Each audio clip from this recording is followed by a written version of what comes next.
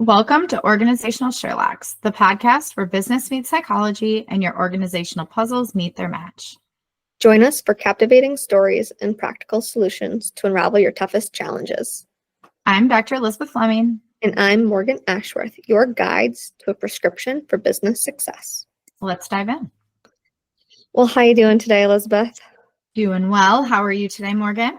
I'm doing good. Interestingly enough, handling something that I think we're going to be getting into in our conversation today. But we've been talking about like lean manufacturing, continuous improvement, continuous learning, all very important parts of the workplace is just, continuous development, the organizational development side of us, I guess you'd say. And I feel like it's really important to touch on that you might get a little pushback from team members. And it's really important to build buy-in. I do think it's important to note that not everyone will get bought in with every change or every piece of feedback, but I do feel it would be critical. We've been talking about these are important to do, but maybe we should talk about the processes behind them a little bit more. Absolutely. No, I agree. I mean, change is hard. We know that. I think we've had other episodes where we've talked about change, and it's a big part of the work that I do and that you do, a little bit different ways, but still work that we do. And so buy-in is really important, right? But I know when we were talking before we started recording today, I think there's a level of like proactive behavior that people can have to really kind of set the tone and hopefully increase the level of buy-in that an organization or a leader or team or whatever you want to say, the amount of buy-in that they really can achieve is, in my mind, it's really more of a proactive thing than it is reactive. I don't know. Do you agree with that? No, I do agree. I think it's important to, express your intentions behind changes before they happen, if at all possible. I don't think every change it's possible to communicate proactively. Some, it has to be reactive. But if you're being proactive in the way in which you approach team members, even if it's, post-change, but proactive in how you're communicating it, I think that still shows that you have a clear intentionality behind what you're doing and builds trust a little bit more with people. Absolutely. Yeah.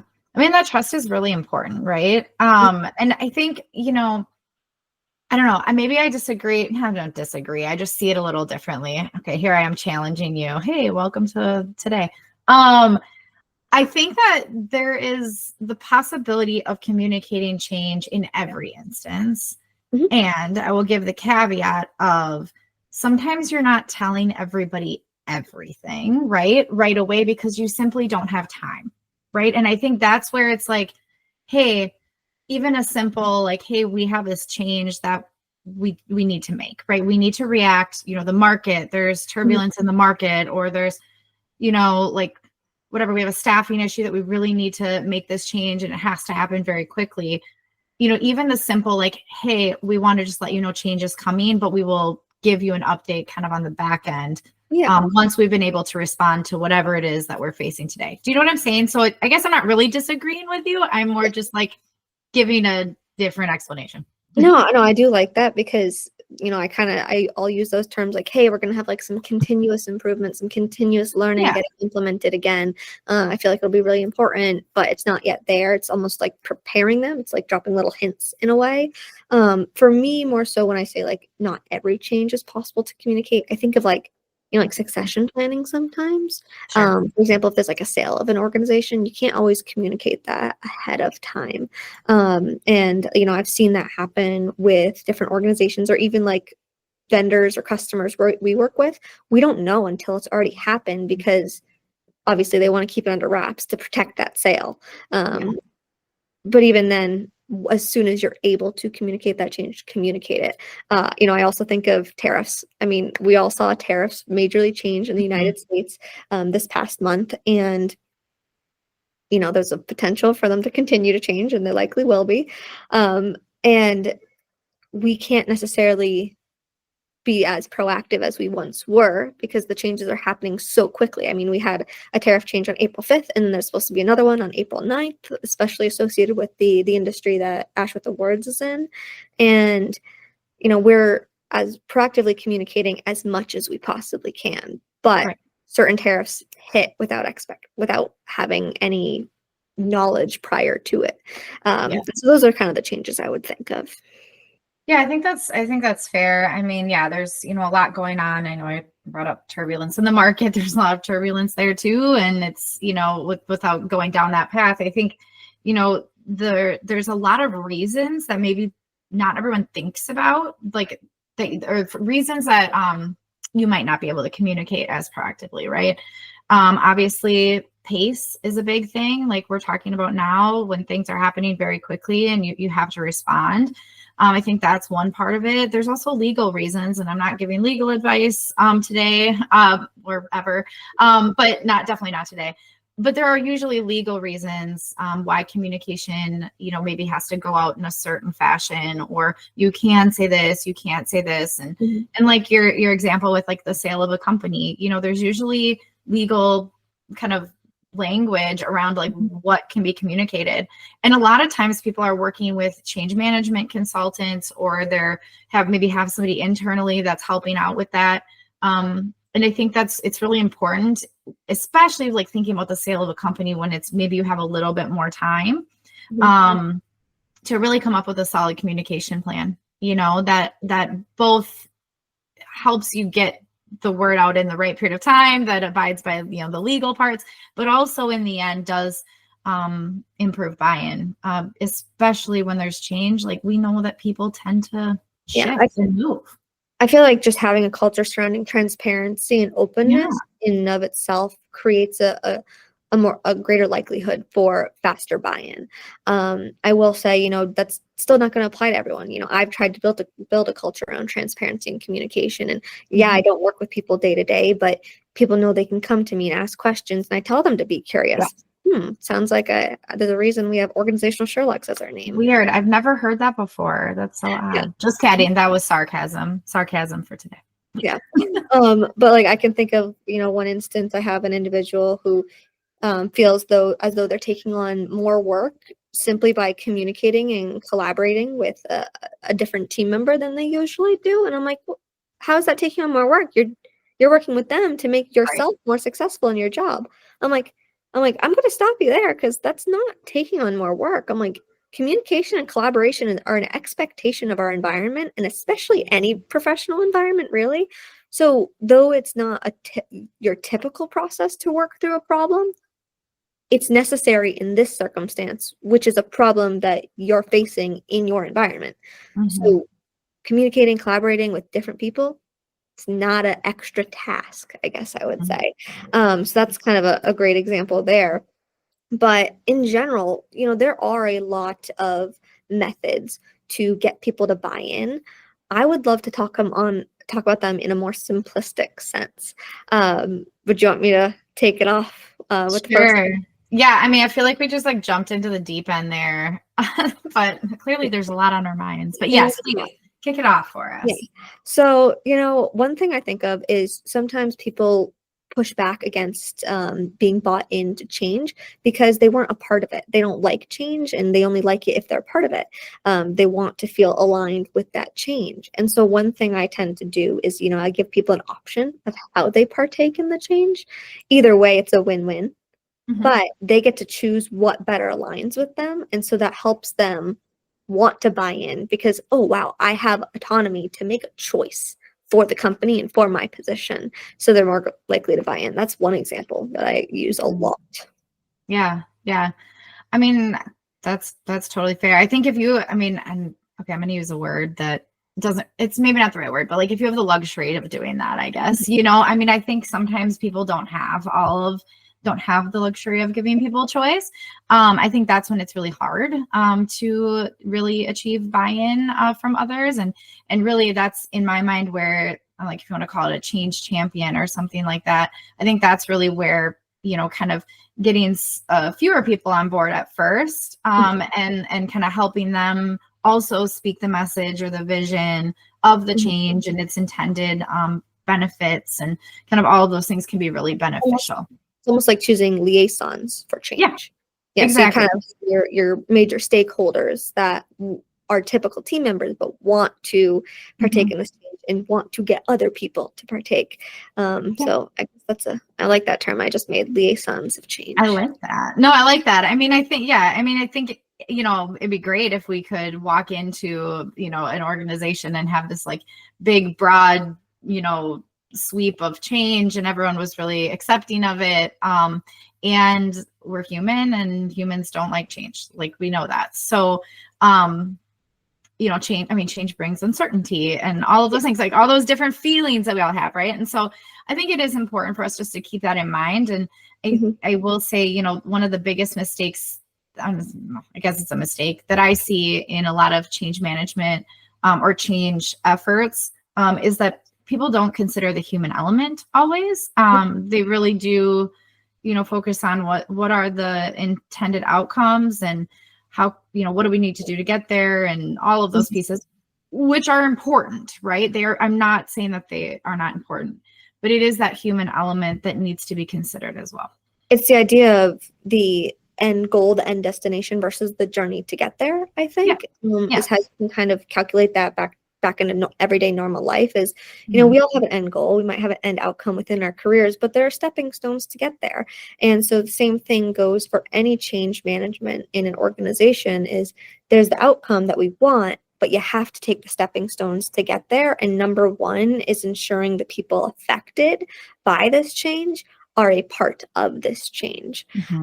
Another great way to get people involved is to ask for feedback and see how things are working. I mean, I think that's critical for any change management platform, any organizational development initiative, any intervention in the organization, all require feedback.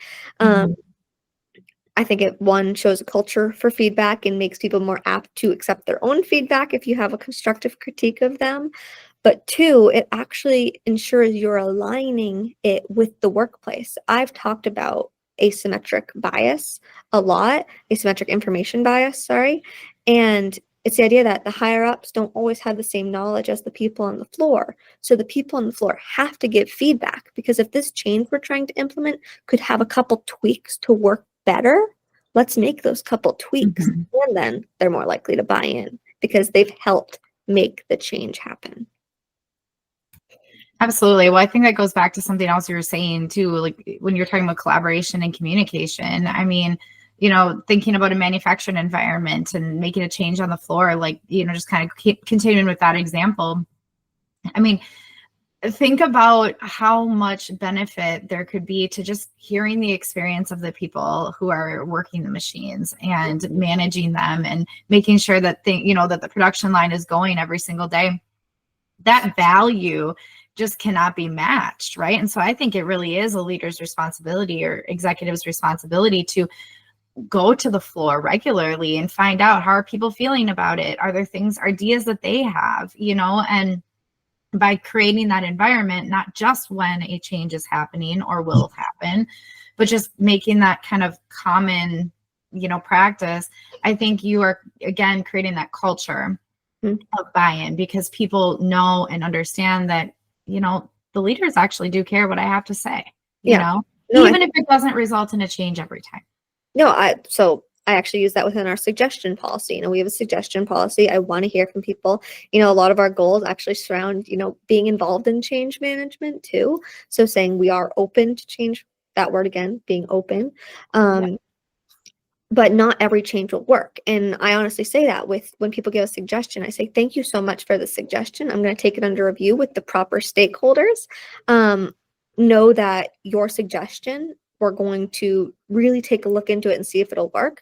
And then give feedback if it's not going to work and why it doesn't work. I do feel sometimes there is a break in understanding of why certain suggestions might not work. And that's because, it affects a whole other realm of the environment that this person's unaware of. But if you can say this part of the company won't function with this new suggestion, though it's a great suggestion for your area specifically, it might not be something you can implement at all, or it's something you can tweak or take pieces of to implement. So yeah, definitely the suggestion policy. Not everything will work, but try anyway. Yeah. I mean, it doesn't hurt to have ideas on the table, right? I mean, we all have different our jobs are all a little bit different. We have different viewpoints, different perspectives. And I think when we, get those different ideas rolling, it just makes it a lot easier for people to expand their own viewpoints. And in the future, also continue to think outside the box. It doesn't always have to be, what's always been done. I hate that. Just as an FYI, that's like one of my, like the one term that I hate. Well, we do it because we've always done it. Okay, why? Like that doesn't mean we should continue.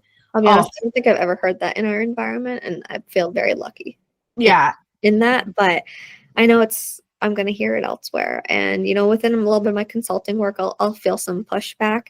But oftentimes they're more open because they're paying me as their expert to come in and help them and challenge them. But yes, buy-in when it comes to like the team itself, there are so many different techniques to get involved. The two options, one, or just giving options to even get people intrigued and wanting to partake, not necessarily just for buy-in, but just wanting to partake as well. That's an option. Getting feedback is a major option. Pre-transparency, I guess I'd call it, what you were talking about. Having a culture surrounding growth and improvement. So it's just so change is expected more so than anything. Not bad change. Obviously, we want to see good change.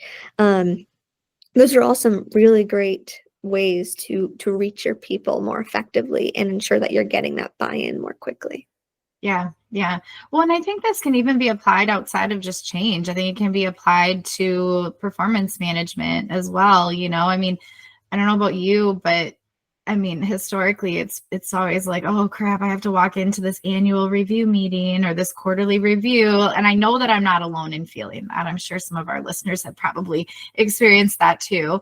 I don't really feel that way anymore, but I used to.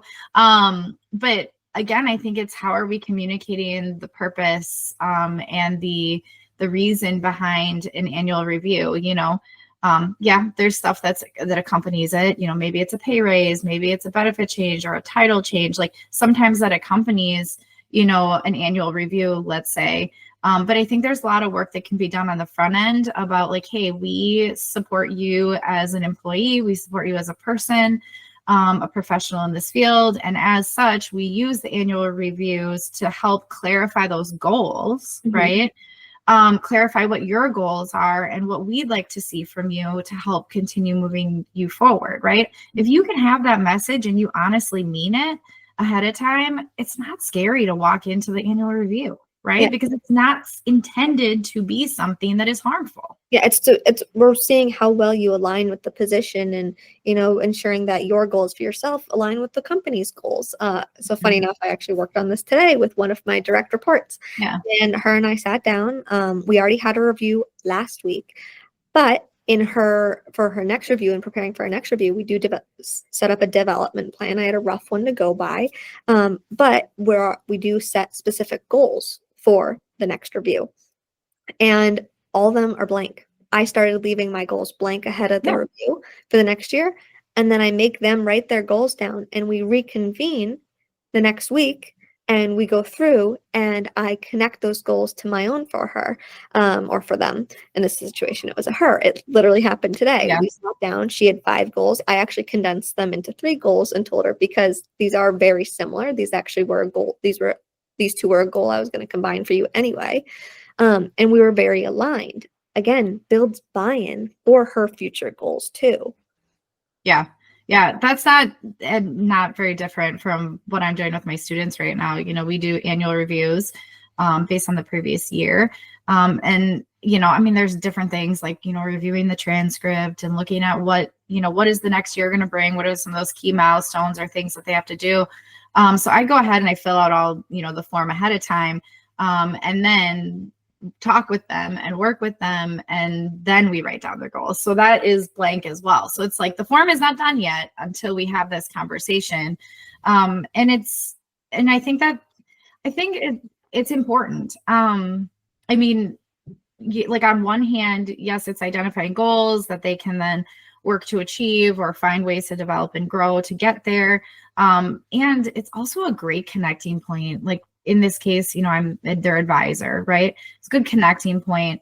It's also, I think, great in a business setting, because it's just like a expected conversation, I guess. Yeah. And it doesn't have to be a scary one, And typically. I will say, so many people come in scared for their performance review. I'm like, don't be scared. I'm like, it's like you self-reviewed yourself. I'm like, think if you self-reviewed yourself properly, it should align with how I'm reviewing you. I'm like, everyone always reviews themselves a little higher than what the reviewer will assign them. And that's because everyone has a little bit of self-bias, but that's okay. I also inform that ahead of the review. I'm like, hey, off your review, complete your self-review. Keep this in mind, and then obviously once we get to the review, that's already been said, transparency. I'm probably the opposite of that, Morgan, just so you know. I feel like if the scale is 1 to 10, I've never, ever, ever given myself a 10. But that's the thing. You study psychology. That's true. That's true. Like, even when it could be a 10, and I've had bosses that have said that to me before, like, you should have put a 10. And I'm like, well, but then I don't have room to grow if I'm at the top and I'm, you know what I mean? So yeah, no, I'm like 9.99. But I do think that reviews are a great example. And I kind of want to call attention to the fact that even a lot of leaders get overwhelmed by performance reviews and don't take the time they need to.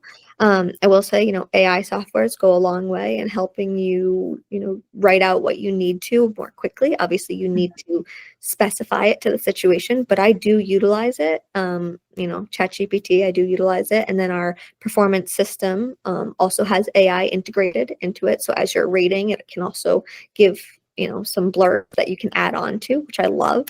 Speeds up work, makes it a little bit less monotonous for leaders. But overall, I got to think. I have 5 direct reports, and what I say is I could spend roughly 5 hours a month, not even 5 hours a quarter, even giving a little bit of extra attention, using 5 hours in a quarter to give extra attention onto these people.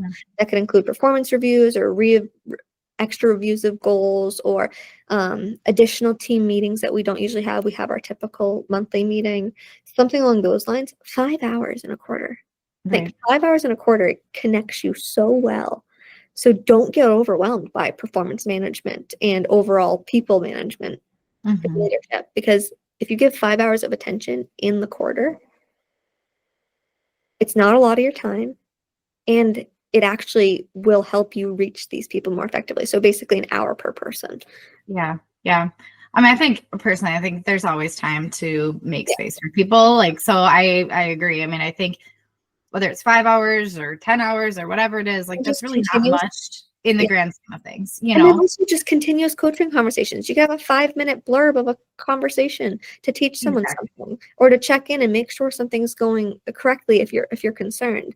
Not to get off track on the change management side of things, but that is an important part of change management, is continuous coaching, being aware of what's going on so that you can have those tiny conversations to ensure that the change management plan is staying on track.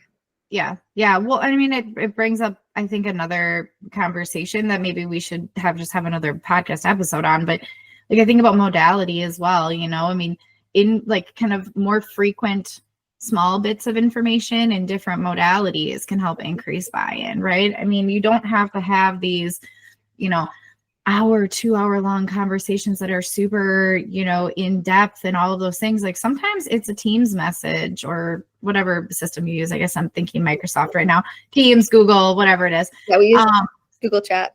Okay, Google Chat. I use both Teams and Google Chat. It's a lot to keep track of, but that's neither here nor there.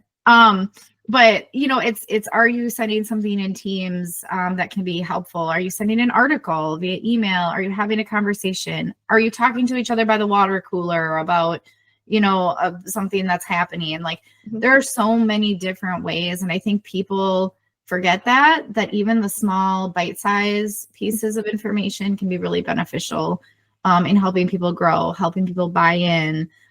Just simply understanding where the heck people are at in their mindset. I mean, I think we forget that sometimes. No, I completely agree. And I think we should bring this up in maybe the next episode is talk a little bit more on modalities. So funny. Elizabeth, you and I are always like on the same path somehow. So we're doing something with modalities currently, and we're working on this. It's going to be a change. So we're going to have to manage this change. But I don't think buy-in will be too hard because, we're going to use it within our current setup and processes. But that's just a cliffhanger there for our listeners. I'll tell you guys more about it in the next episode. I think that sounds great. Yeah, I think it'd be great too for us to have a conversation at some point about the different modalities and accessibility and all of that kind of stuff. So I'd like to kind of put that on the docket for the future because it's something that's really important. Yeah, no, we'll definitely bring that up. I I could see us talking about it next episode, truly. So listeners, keep in touch with us. You'll see it get either announced next week or in the coming weeks. I do want to bring up another point I think we should bring up maybe in another episode is, when you're having difficulties with change management, when you're having difficulties with buy-in, I do feel that sometimes modalities and like the true like buy-in methods, nothing's working. And that's because simply this person can't align with the change. And at that point in time, there are obviously a variety of, consequences that could result. And so I think it'd be really important to get into, change management, corrective action as well. Yeah. Sometimes change is unavoidable. Honestly, change is unavoidable, period. I believe, though we all hate change. And I also went through a situation today, which is going to go into tomorrow on how to we have a major corrective action going on because of someone who's not bought into change, which honestly, interestingly enough, isn't actually change. It's just their perspective of what they think should be versus what is. And it's unfortunately resulting in corrective action. And I'd love to get into that more of some best practices there on coaching versus, through the life of a corrective action, I guess. Yeah, no, I think that makes sense. It's bringing in a lot of different topics, professionalism and all of the different things. So without knowing the details of what you're talking about, I can imagine that will be a good conversation for us to have because there are a lot of people out there who will have to deal with this, whether you're in HR or you're IO or you're just a manager, a manager. You're going to see it. Yeah. So keep in tune with the podcast, listeners. Hope you guys like these little tidbits on buy-in and building it within change management. But I think we call it a day. We'll bring you some modalities and some change management or corrective action best practices down the road. I think that sounds good. This is a bit of a view into what Morgan and my conversations sound like even when we're not recording. So with that, this concludes another intriguing episode of Organizational Sherlocks. I'm Elizabeth Fleming. And I'm Morgan Ashworth, reminding you that the journey to success is an ongoing investigation. Stay curious, stay strategic, and keep utilizing insights to decode your business mysteries. Join us every Tuesday for your next Whodunit. This is Organizational Sherlocks closing today's case.